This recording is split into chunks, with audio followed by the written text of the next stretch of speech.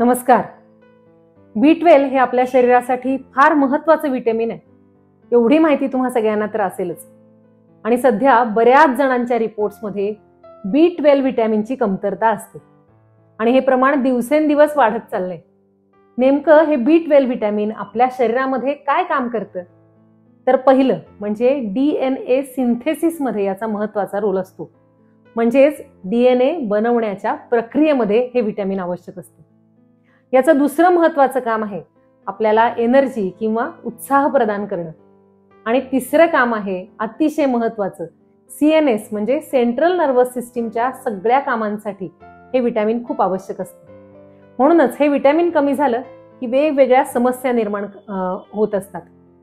आता नेमकं vitamin B12 ची कमतरता का होते, त्यामुळे दिसणारी लक्षणं कोणती आहेत आणि त्यासाठी काय काय उपाय करायला हवेत, या सगळ्यांविषयी बऱ्याच प्रेक्षकांनी अर्हम आयुर्वेद चॅनलवर प्रश्न विचारलेत.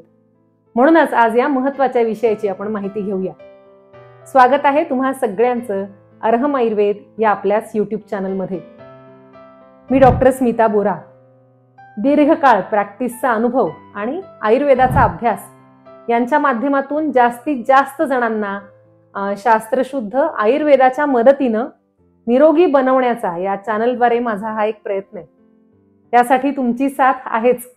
म्हणूनच आपल्या चॅनलची वाटचाल खूप वेगानं चालू आहे आणि लवकरच आपण 2 लाख सबस्क्रायबर्सचा टप्पा गाठणार आहोत.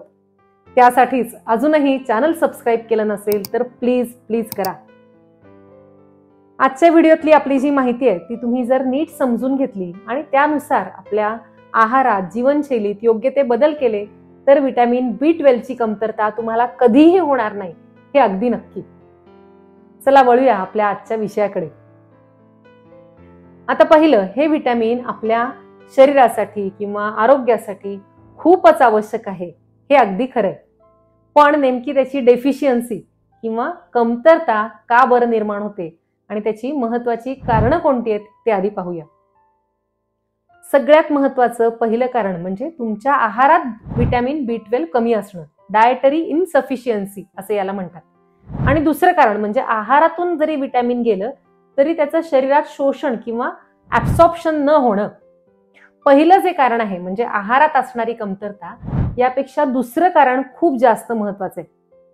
कारण तुम्ही बघितलं असेल एकाच घरातल्या अगदी एकसारखं जेवण घेणाऱ्या व्यक्तींमध्ये सुद्धा या बाबतीत फरक दिसतो. म्हणजे जरी आहार एकसारखा असला तरी कोणाकोणाचे विटॅमिन्स किंवा या B12च्या लेवल्स योग्य असतात आणि कोणाकोणाचं कमी असतं. असं का बरं? तर अर्थात महत्वाचं कारण आहे की त्याचं शोषण किंवा शरीरातलं ऍब्सॉर्प्शनच व्यवस्थित होत नाही. ही झाली 2 कारणं. आणि तिसरं कारण आहे की वेगवेगळे आजार किंवा त्या आजारांसाठीची औषधं चालू असल्यामुळे त्यांचा साईड इफेक्ट म्हणून शरीरात हे विटॅमिन कमी होतं. तर कोणत्या आजारांमध्ये विटॅमिन B12 कमी होतं? तर सगळ्यात महत्वाचं आहे स्थूलता, ज्यांचं वजन जास्त आहे त्यांच्यामध्ये. दुसरं म्हणजे ज्या व्यक्तींना ग्रहणी, अपचन असे पचनासंदर्भातले त्रास आहेत. आणि तिसरं सतत ताणतणाव, टेन्शन मध्ये राहणाऱ्या व्यक्तींनाही हा धोका असतो. याशिवाय मधुमेह, हृदयरोग, डिप्रेशन अशा आजारांसाठी जर नियमित औषधं चालू असतील तर या औषधांचा साईड इफेक्ट म्हणून सुद्धा शरीरात विटॅमिन B12 कमी होऊ शकतं. तसंच जर तुम्हाला वारंवार ऍसिडिटी होत असेल आणि त्यासाठी तुम्ही अँटासिड घेत असाल तरी देखील हे कमी होण्याची शक्यता आहे विटॅमिन B12. ज्या स्त्रिया दीर्घकाळ गर्भनिरोधक औषधं घेतात त्यांच्याही बाबतीत B12 कमी असतं. तसंच जर दीर्घ आजार असतील आणि त्यात बराच काळ अँटीबायोटिक्स घ्यावी लागली त्यामुळे देखील B12 लेवल्स कमी होतात. याचबरोबर वाढणारं वय हे एक महत्वाचं कारण आहे विटॅमिन B12च्या कमतरतेचं. ही सगळी झाली कमतरतेची कारणं. आता नेमकं विटॅमिन B12 कमी झाल्यामुळं काय काय लक्षणं निर्माण होतात? B12 विटॅमिन हे पेशींना ऑक्सिजनचा पुरवठा करण्यासाठी खूप महत्वाची भूमिका करतं. जेव्हा B12 कमी होतं आणि दीर्घकाळ त्याच्या लेवल्स कमी असतात शरीरात, तेव्हा रक्तपेशींना ऑक्सिजन मिळत नाही.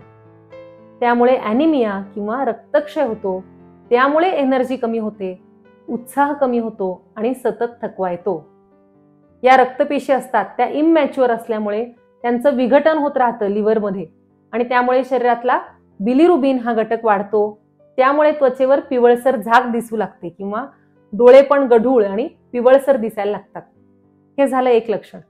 दुसरं महत्वाचं लक्षण आहे सतत होणारी डोकेदुखी किंवा डोकं जड पडणं. तिसरं लक्षण आहे विनाकारण येणारा थकवा, म्हणजे फारसे श्रम न करता देखील सतत थकवा जाणवतो, तेव्हा हे लक्षण व्हिटॅमिन B12च्या कमतरतेचं असू शकतं. आणखी एक लक्षण म्हणजे वारंवार तोंड येणं, ओरल अल्सर्स, तोंडातलं अल्सर चट्टे येणं, ते लवकर बरे न होणं, अशी पण लक्षणं या कमतरतेमुळे दिसतात.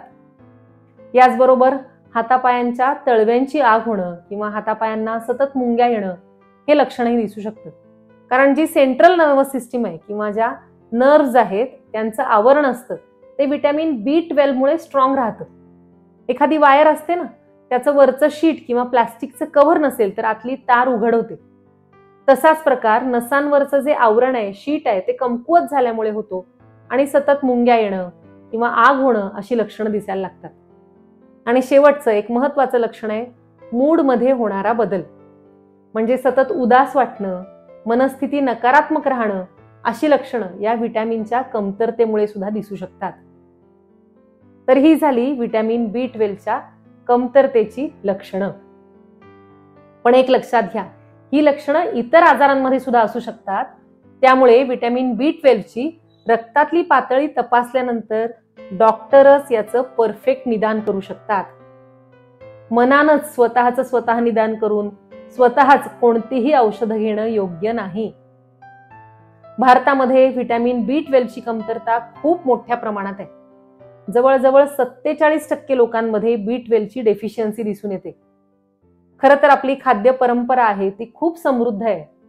प्रत्येक राज्याची आपापली वेगवेगळी खास आहार संस्कृती आहे आणि त्यानुसार स्थानिक योग्य आहार घेतला तर सगळी पोषक तत्व, न्यूट्रियंट्स, व्हिटॅमिन्स सहज मिळतात. फक्त त्यासाठी हवी जागरूकता आणि आहारातली शिस्त. आता असे कोणते खाद्यपदार्थ आहेत जे रोजच्या आहारात आपण घेऊ शकतो आणि त्यामुळे व्हिटॅमिन B12 सहजपणे मिळू शकतं, हे आता पाहूया. अर्थात B12 हे व्हिटॅमिन आपल्या शरीरात नैसर्गिकपणे बनतच नाही, ते प्राणीज पदार्थांमधून मोठ्या प्रमाणात मिळतं, हे लक्षात ठेवा. म्हणून मांसाहारी जे लोक असतात त्यांना शक्यतो या व्हिटॅमिनची कमतरता होत नाही. पण शाकाहारी लोकांसाठी प्राणीज सोर्स म्हणजे डेअरी उत्पादनं जसं दूध, दही, पनीर, ताक इत्यादी हा सगळ्यात उत्तम सोर्स आहे व्हिटॅमिन B12चा. दूध आणि दुग्धजन्य पदार्थांमध्ये व्हिटॅमिन B12 असतं, पण जर तुम्हाला दूध पचत नसेल तर त्यासाठी उत्तम पर्याय रोज ताजं ताक घेणं. दही बनवण्याच्या प्रक्रियेमध्ये जे बॅक्टेरिया केमिकल प्रोसेस करतात त्यांच्यामुळे दुधापेक्षा दही आणि ताकामध्ये अधिक प्रमाणात व्हिटॅमिन B12 मिळतं. म्हणून रोजच्या रोज घरी बनवलेलं ताजं ताक जर तुमच्या आहारामध्ये, तुमच्या रुटीन मध्ये असेल तर या व्हिटॅमिनची कमतरता तुम्हाला कधीही होणार नाही. आता ताजं ताक कसं बनवावं हेही सध्या बऱ्याच जणांना माहित नसतं. या संदर्भातली माहिती तुम्हाला हवी आहे का? तर कमेंट्स मध्ये तसं नक्की लिहा. नक्की या विषयावर सुद्धा आपण ताक या विषयावर एक व्हिडिओ बनवूया. आता दुसरा व्हिटॅमिन B12चा सोर्स आहे पालक. यामध्ये सुद्धा मोठ्या प्रमाणात हे व्हिटॅमिन असतं.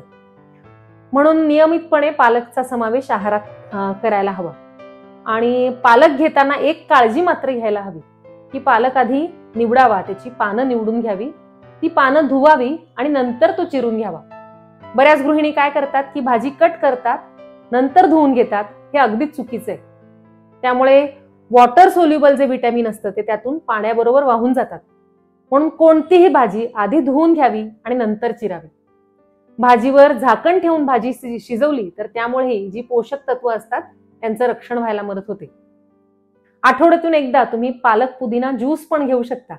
हा खूप टेस्टी असतो आणि पालकच्या भाजीपेक्षा भरपूर व्हिटॅमिन 12 यातून मिळतं. हा बनवायला पण अगदी सोपा आहे. जर तुम्हाला डिटेलमध्ये हा ज्यूस कसा बनवायचा हे माहित करून घ्यायचं आहे का? जर तुमचा आग्रह असेल तर हाही ज्यूस आपण एखाद्या व्हिडिओमध्ये नक्की पाहूया. आता व्हिटॅमिन B12चा पुढचा सोर्स आहे मोड आलेली कडधान्य. आठवड्यातून एकदा किंवा दोनदा मोड आलेली कडधान्य तुमच्या आहारात असायला हवीत. त्याचे आपल्या आरोग्यासाठी इतर अनेक फायदे आहेतच. त्याचबरोबर व्हिटॅमिन B12 साठी शाकाहारी लोकांना हे खूप चांगला पर्याय आहे. फक्त एक काळजी मात्र घ्यायची, कारण आयुर्वेदानुसार मोड आलेली कडधान्य किंवा स्प्राउट्स कधीही कच्ची खाऊ नये. त्यामुळे शरीरातला वातदोष वाढतो. म्हणून वाफवून, उकडून किंवा त्याला तूप, जिरे, हिंग अशा वातनाशक पदार्थांची फोडणी देऊन शिजवूनच नंतर स्प्राउट्स खावेत. पुढचा सोर्स आहे केळी. यामध्येही विटॅमिन बी असतं आणि हे सगळ्यांना उपलब्ध असणारं, तुलनेनं स्वस्त असणारं फळ आहे. ते तुम्ही अगदी रोजही खाऊ शकता. याचबरोबर जे आंबवलेले पदार्थ असतात, जसे इडली, ढोकळा, यामध्ये फर्मेंटेशन होताना एक बॅक्टेरियल प्रोसेस होते. त्यामुळे अशा पदार्थांमध्ये सुद्धा विटॅमिन बी12 मिळतं. तर हे सगळे झाले महत्वाचे आहार घटक ज्यामधून विटॅमिन बी12 मिळतं. कोणकोणते? तर पहिले आहेत प्राणीज पदार्थ, जे डेअरी प्रॉडक्ट्स, विशेषतः ताक, नंतर पालक, केळी, मोड आलेली कडधान्य इत्यादी. आता जर हे सगळे पदार्थ तुमच्या आहारात असतानाही तुम्हाला विटॅमिन बी12 ची कमतरता होत असेल, तर त्याचं महत्वाचं कारण आहे तुमचं बिघडलेलं पचन, मेटाबॉलिझम किंवा ज्याला म्हणतात अग्नी. आणि हाच आयुर्वेदानुसार सगळ्यात महत्वाचा फॅक्टर आहे. कारण एकाच घरातल्या एकसारखा आहार घेणाऱ्या लोकांमध्येही आरोग्याची वेगवेगळी पातळी असते. त्याचं कारणच त्यांची पचनशक्ती आहे. म्हणूनच खाण्यापेक्षा पचवणं जास्त महत्वाचं आहे आणि त्यासाठी उत्तम पचनशक्ती हवी. पचनशक्ती उत्तम राहण्यासाठी योग्य जीवनशैली हवी. जर अग्निमांद्य असेल, त्यामुळे विटॅमिन बी12 ची कमतरता झाली असेल, तर तुम्ही नियमितपणे त्रिफळा चूर्ण घेऊ शकता, ज्यामुळे पचनशक्ती सुधारते आणि जो आहार तुम्ही घेतायत त्याचं शोषण किंवा ऍब्सॉर्प्शन चांगलं करायला त्रिफळा मदत करतं. याचबरोबर योग्य व्यायाम खूप महत्वाचा आहे, ज्यामुळे पचनशक्ती सुधारते, पोटातल्या सगळ्या ग्रंथींचं, अवयवांचं काम सुधारतं, पाचक स्त्राव योग्य रीतीनं निर्माण व्हायला लागतात. म्हणून नियमितपणे सूर्यनमस्कार करणं किंवा पोटाचे व्यायाम करणं हे अग्नी किंवा पचनशक्तीसाठी खूप महत्वाचं आहे, ज्याचा फायदा अशा सगळ्या विकारांमध्ये होतो. नियमित प्राणायाम देखील मेटाबॉलिक रेट सुधारण्यासाठी महत्वाचे आहेत, ज्यामुळे ताणतणाव, स्ट्रेस कमी होतो आणि शरीराच्या सगळ्या सिस्टीम्सचं काम सुधारतं. म्हणून जीवनशैलीमध्ये व्यायाम, प्राणायाम नियमितपणे करायलाच हवेत. योग्य वेळी पुरेशी शांत झोप ही सुद्धा खूप महत्वाची आहे, कारण जागरण करणाऱ्या लोकांची पचनशक्ती बिघडते, विटॅमिन्सची कमतरता यामुळे निर्माण होते. म्हणजेच फक्त आहारातच सुधारणा करून उपयोग नाही, तर एकूण जीवनशैलीत सुधारणा केली तरच विटॅमिन बी12 ची कमतरता तुम्हाला कधीच भासणार नाही. नाहीतर अनेकदा पेशंट्स इंजेक्शन्स घेतात, सप्लिमेंट्स, टॅबलेट्स घेतात, तेवढ्यापुरतं विटॅमिन बी12 वाढतं सुद्धा आणि पुन्हा थोड्या दिवसांनी कमी होतं. तर मुळापासून त्याची जी ही आत्ता कारणं पाहिली आपण, ती समजून घेणं, त्यानुसार बदल करणं महत्वाचं आहे. आणि हाच तर आपल्या चॅनलचा उद्देश आहे की आरोग्याविषयी मूलगामी विचार व्हावा, तसा बदल प्रत्येकानं करून अधिकाधिक निरोगी बनावं. आपल्या या उद्देशाशी सुसंगत असलेला आपला आजचा व्हिडिओ तुम्हा सगळ्यांना आवडला असेलच. त्यातून तुम्हाला नवीन काहीतरी मिळालं असेल, ज्याचा तुम्हाला दैनंदिन जीवनात नक्की उपयोग होईल. मग ही माहिती आपल्यापर्यंतच ठेवू नका, तर आपल्या परिचितांना, अधिकाधिक जणांना हा व्हिडिओ पाठवा. म्हणजे सध्या मोठ्या प्रमाणात वाढत असलेली विटॅमिन बी12 डेफिशियन्सी कमी होण्यासाठी आपला हातभार लागेल. या संदर्भातल्या तुमच्या शंका, तुमचे प्रश्न यांचं नेहमीच स्वागत आहे. भेटूया पुढच्या व्हिडिओतून. शुभम भवतु. धन्यवाद.